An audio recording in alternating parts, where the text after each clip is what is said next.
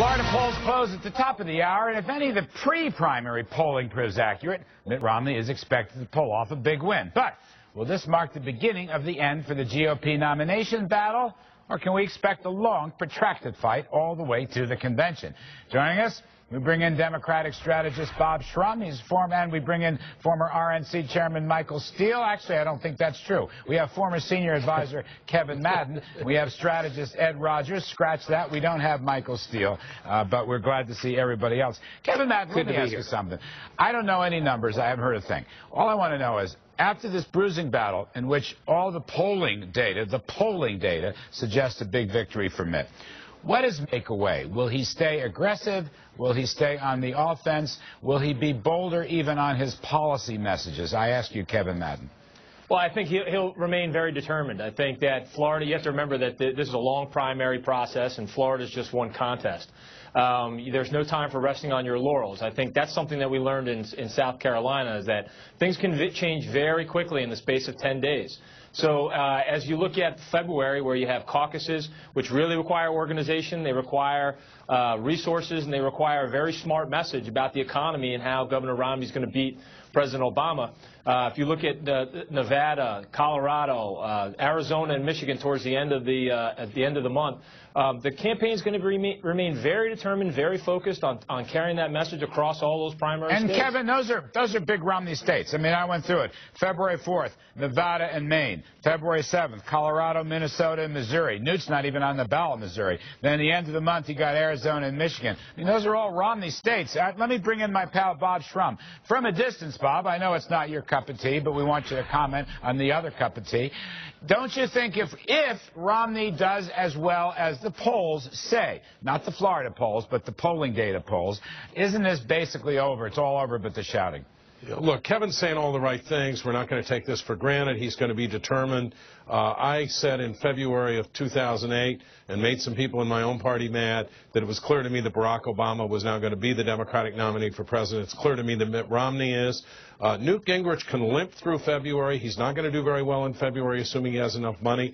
He might even win in those southern states and in Texas on Super Tuesday, but then he's going to have to go to one big state like Pennsylvania, for example, or later California, and Romney's people will take all of those millions of dollars and dump them on his head again, and that's why 92% of the advertising in the Florida primary was because I think they decided they had to disqualify the guy, and apparently they may have. All right, let me go to Ed Rogers. Ed, I'm going to apologize in advance for the lack of time, but Bill McGurn in the Wall Street Journal, very good column today, and he said Mitt should be aggressive, Mitt should go after the conservatives, Mitt should even borrow, for example, a more aggressive tax reform plan, maybe look at a sound dollar and strong monetary policy, essentially borrow some of the stuff that Newt has been saying. What do you think about that? I'm going to throw in my steadfast idea of a 5% growth target.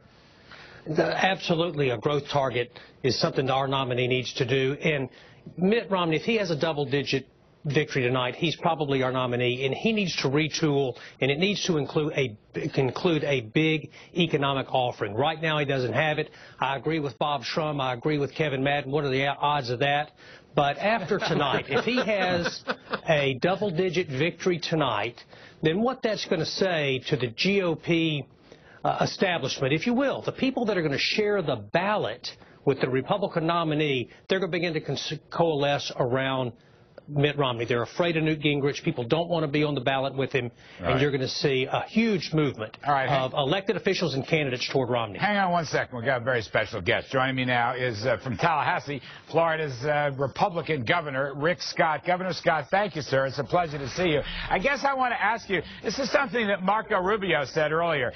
So goes Florida, so goes the nomination, so goes the election. It's become the quintessential purple state, Governor Scott. Is that fair? So goes Florida, so goes the country. I mean, look, this is a microcosm of the country. 19 million people, the biggest swing state. If you win Florida, I think you're going to be the nominee. It's going to be, and it's going to come down to jobs. And whoever wins tonight, it looks like right now it's going to be Romney. It's because Floridians believe they're going to do what we've done in Florida, focus on jobs, reduce unemployment, well, like we did, down 2.1%, the second fastest growing state in dropping unemployment. That's what's going to matter. It's going to be the economy, and whoever wins tonight, the public here has believed that they're going to turn the economy around and become a good partner for us, what we're doing in Florida. Well, Governor Scott, just quickly, sir, and I apologize for the brevity of time, but did Mitt Romney get the real economic prescriptive message out? I mean, I know his argument, I'm from the private sector and I can turn around the government. I think it's a good argument. But did he convince people that prescriptively, in terms of policies, he can turn the economy around? Okay. I think both, all the candidates should be talking about jobs more and less of this, these negative ads.